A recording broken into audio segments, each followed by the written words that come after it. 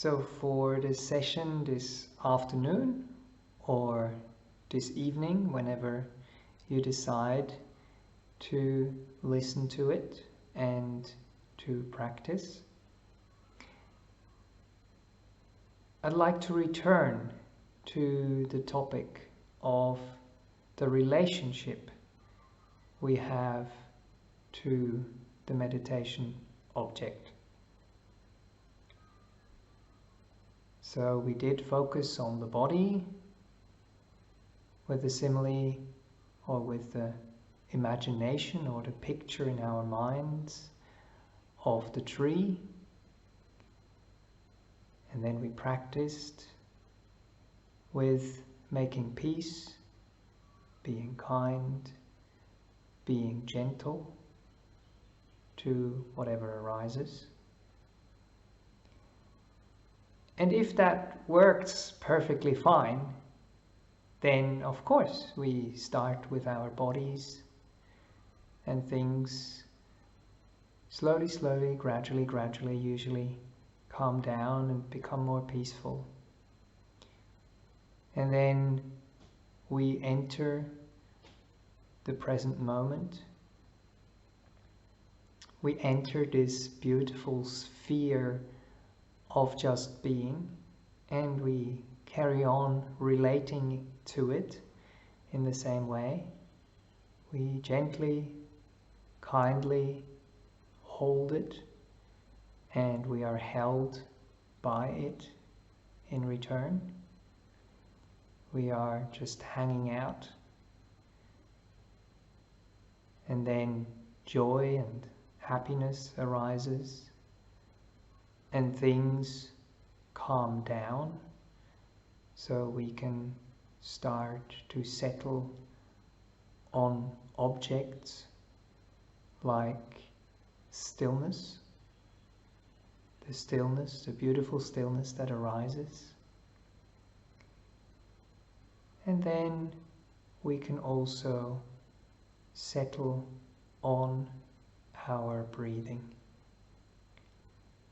But again, don't get worried about this in terms of thinking of it into like stages and now I go from here to there. It's something which develops naturally. The mind, as it calms down, as it becomes more clear and more awake, it focuses on these things actually all by itself, and those things do arise. Sometimes we can, help it along just a tiny little bit by nudging the mind in a certain direction or inviting certain feelings or perceptions into our awareness. But one of the things which often does happen, if it doesn't just unfold naturally, because we tend to have our own ideas, we tend to interfere in this relationship rather than leading and being led. We think we should lead the process. We think we should guide the process, control the process really. And meditation is not a process of controlling. It's a process of allowing, of being, of letting go. And then beautiful qualities develop and grow. But they grow because of the absence of so many things, not because of the presence and because of what we do, rather because of what is being undone. I hope this makes sense. Sometimes it might be a bit confusing. But let's now look at the scenario that very often happens and that a lot of people report and ask about. Is you're going actually quite alright, but then for some reason something pops into your mind, a thought or an emotion or a feeling in the body, whatever it might be. And then this idea in our mind arises that I have this one specific meditation object that I have to focus on. That is my job, no matter what. And then the struggle starts. Rather than realizing that if the object we have invited, if the object we are hanging out with is not strong enough to hold us all by itself, if there isn't enough joy, if there isn't enough happiness, if there isn't enough stillness to, so to speak, draw us in that direction automatically, then we attend, we hang out with, we relate to whatever has arisen. And you will actually realize that fairly quickly. So if things do arise, but they're kind of like just on the periphery, and it's quite easy to just nudge your mind back to the object it was already settling on and to carry on being in that space, then no problem. Then that object will kind of automatically just drop off the radar and it will not bother you. But if it keeps arising, then it's much more helpful to, well, I don't know if I should use the word engage with it, maybe just be with it. Because the tricky part here is, again, if we get involved, if we control, if we don't relate in the right way, then we get carried away by that object. Then we get distracted by that object, by the pain, by the thought, by the emotion, whatever it might be. But now let's apply what we have learned so far. Making peace, being kind, being gentle to whatever arises. Even those so-called obstructions, those so-called distractions. And if we do relate in the right way, if we hold it very, very gently, if we allow it to just be in our field of awareness, rather than trying it to shut it out, or actually by trying to do that, shutting it in. We want to be open so that it can come, stay for a little while if it needs to stay, but because it's not being fed, because it's not being entertained, but rather it's being cared for, then it does actually settle down. Then it does actually calm down all by itself. And then through that process, eventually actually disappears. It comes and it goes. I thought maybe it might be useful, which sometimes helps, to bring up a little simile. And this is not a simile from like the teachings of the Buddha or from the scriptures. But as it happens, you have an experience in your day-to-day life. And then you reflect upon it and think, wow, how could I use this to bring across a point, to bring across a teaching? So what happened to me recently, I was in my hut here in Newbury. We have these little huts, kutis we call them, where we live in. And it's summertime now, so it gets a bit warmer, even though it's still pretty cold up here. But anyway, it gets a bit warmer, and with the warmer weather, we get all these buzzing things. So we get things like flies. So recently there must have been a fly really close to my door, or even sitting on the door, because as soon as I opened the door from the inside, zoom, it's buzzed in straight away. And that's kind of like the thought or the pain or the emotion, which might just buzz in. That's kind of how it feels.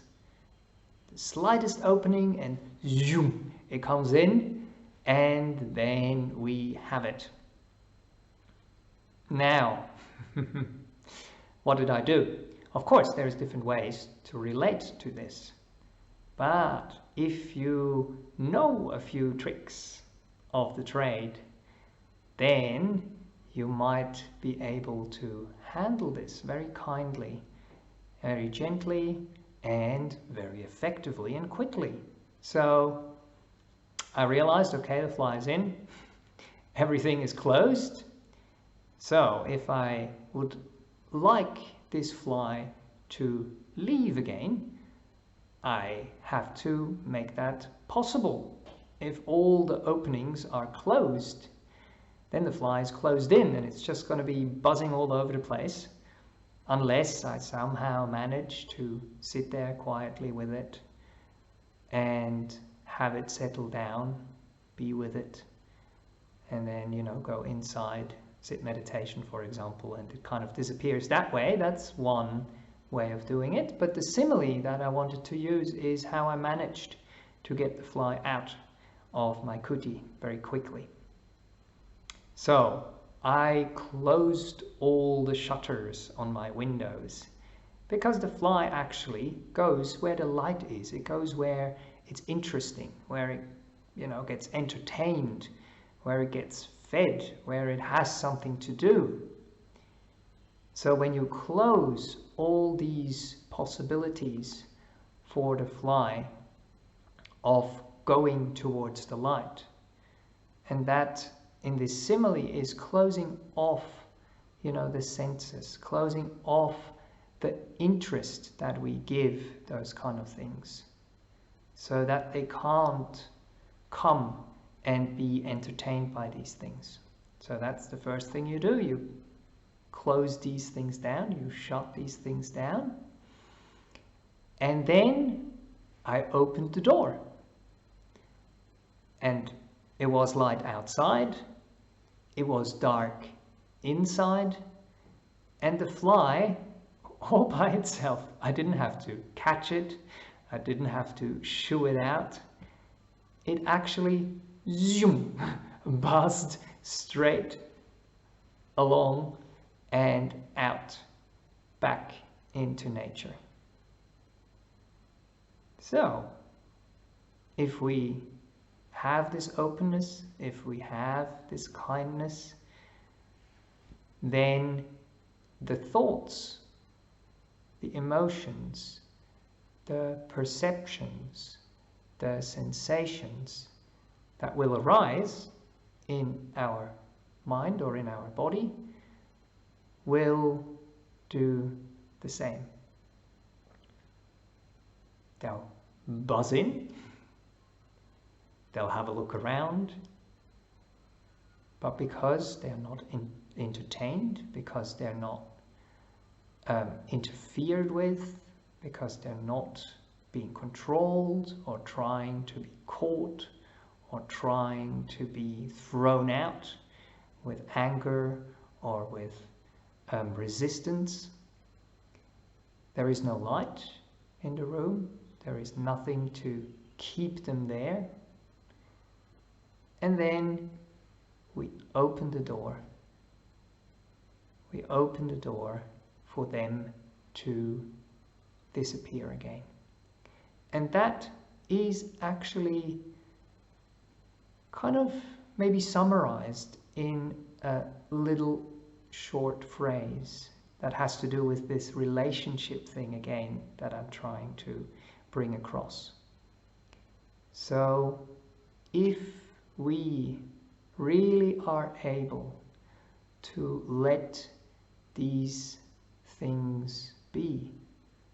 Relate in that way that we really, really let them be.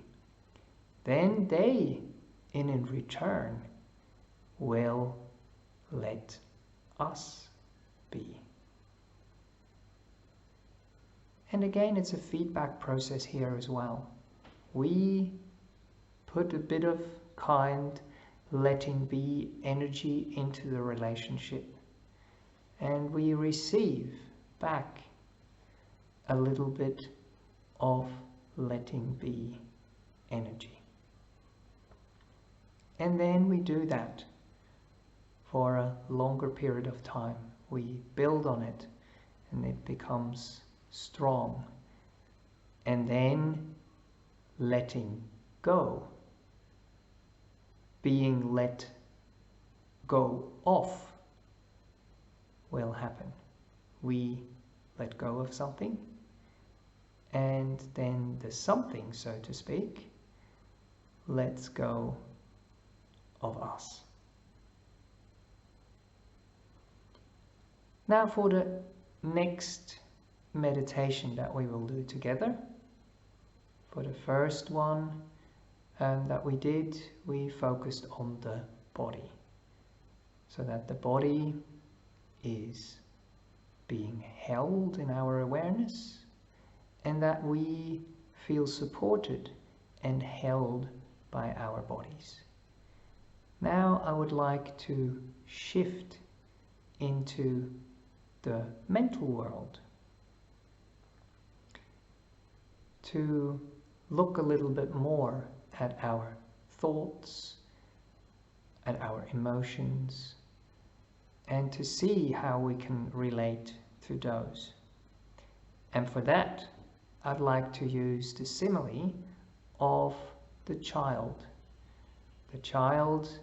that is being held, being carried, the child that holds on to its mother or its father or its carer, whoever it might be, and gets carried through this process of meditation this way. And the mother, for me here, is like this unconditional, just being energy. This present moment, this caring and kind energy that we can relate with and that we can use for us to be carried deeper and deeper in this process of meditation. Okay, I think that's enough words, enough reflections, enough ideas. I hope, again, that some of these things make sense, that some of these things resonate with you, and that some of these things will be handy and will be helpful when you're sitting there meditating. Just kind of remembering something that you have heard, remembering those instructions in the back of your mind can sometimes be enough to nudge your mind in the right direction, to more peace, to more stillness, to more just being.